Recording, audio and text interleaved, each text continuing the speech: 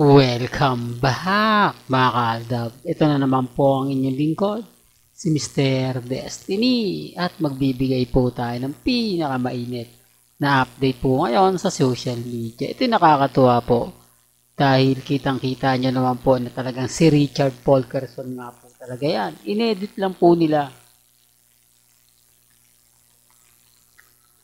para lang po masabi na kumbaga si congressman. Kasi pansinin nyo yung side ni Alden na Alden talaga. Tapos yung katawan pa niya ang laki. Di po ba? Ganyan po sila kadesperado. Ganyan po sila mahusay mag-edit. Tapos dito naman po, pansinin nyo, no? Halatang halata naman pong edited kasi lumulutang. Di po ba? Real talk mga kaldab. Kita nyo, pansin nyo yung aso.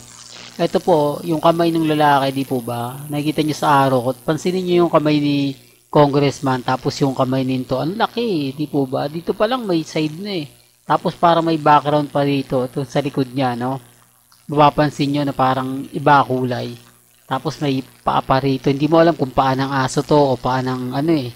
Di po ba? Kasi kung titignan niyo na wala po yung katawan dito. Nagblanko po siya.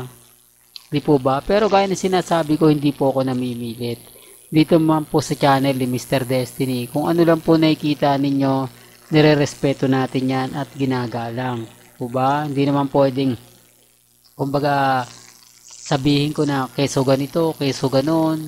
Kasi mga kaldab, sabi ko nga po sa inyo, dito lang po kayo pupunta sa channel ni Mr. Destiny. Marami tayong ipapaliwanag. Marami tayong update na ibibigay. Hindi po ba? Kaya ang sabi ko sa inyo, relax lang po kayo sa mga nababasa ninyo at nakikita. Kasi kampante lang po tayo. Kita nyo naman po ngayon. Di po ba? Tayo lang ang maraming ganap, maraming update. Walang post ang Armin. Walang post ang cut din.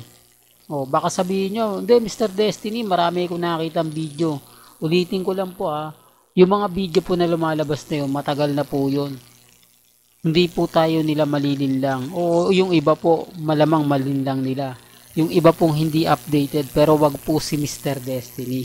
Kung yan lang po yung ipapakita nyo sa akin, tapos magre-react po kayo, hindi naman po talaga uubra.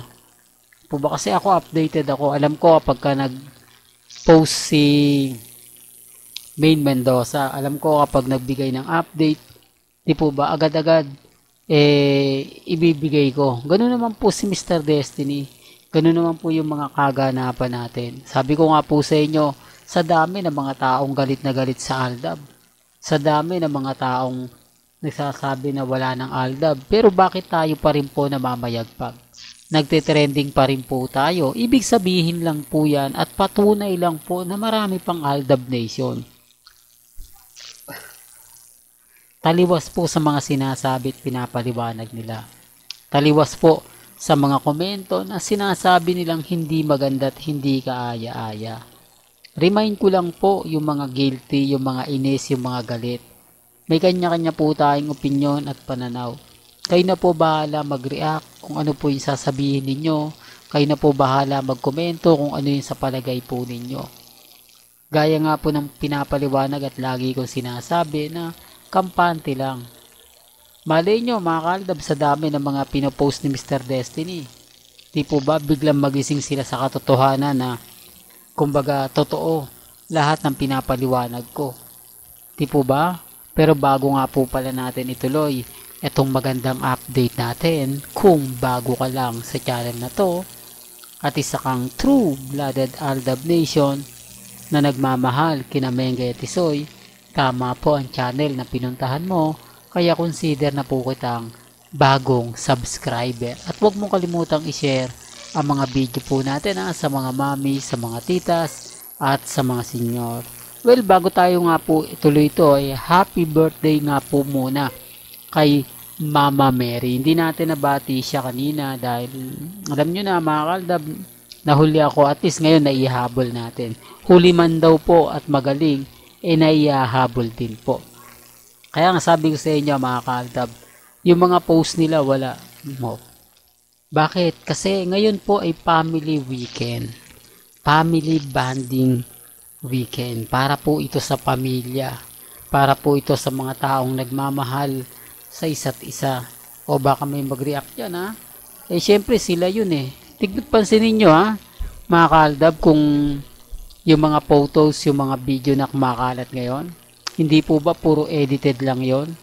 Hanapin nyo kung nasan si Mengay. Hanapin nyo kung nasan si Richard Polkerson. Kung saan nagsisimba po si Mengay at kung saan nagsisimba si Richard Polkerson. May mga point mga kaaldab na kaya nga po hindi bihira sila lumabas dahil nga po kumbaga iniiwasan din po nila yung mga ilang netizen. Iniiwasan nila yung mga bagay-bagay na ikahuhuli po nila. Samantalang si Congressman at si Mengay, nakita niyo po ba nagsimba yan?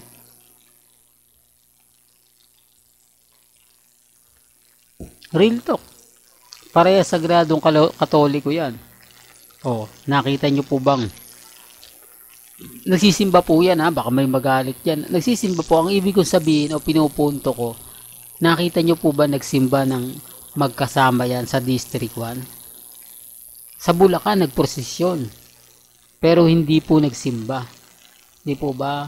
Kaya nga sabi ko sa inyo, may mga bagay-bagay po na bakit nga po ba hindi siya nasisilayan sa District 1. Yung namigay nga po ng ayuda sa bagyong Karina at ngayong bagyong Enteng, bakit lagi pong wala?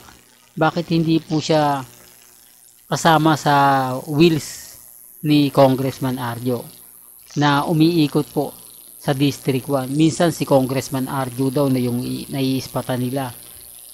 Oh, sinasabi ko lang po ito para lang po alam po ninyo. Sinasabi ko lang po ito at pinapaliwanag ko lang sa mga ayaw pong maniwala, sa mga nagsasabi na keso ganito, keso ganon. Okay lang po yan. Bastang importante lang naman po kung ano lang po yung mga nababasa ninyo, napapakinggan ninyo, napapanood. Kampante lang. Wala po silang latest, lahat ng video ng Katden, matagal na po yung iba kuha po sa Canada. Huwag po kayong maniniwala na nagde-date, magkasama, hindi po.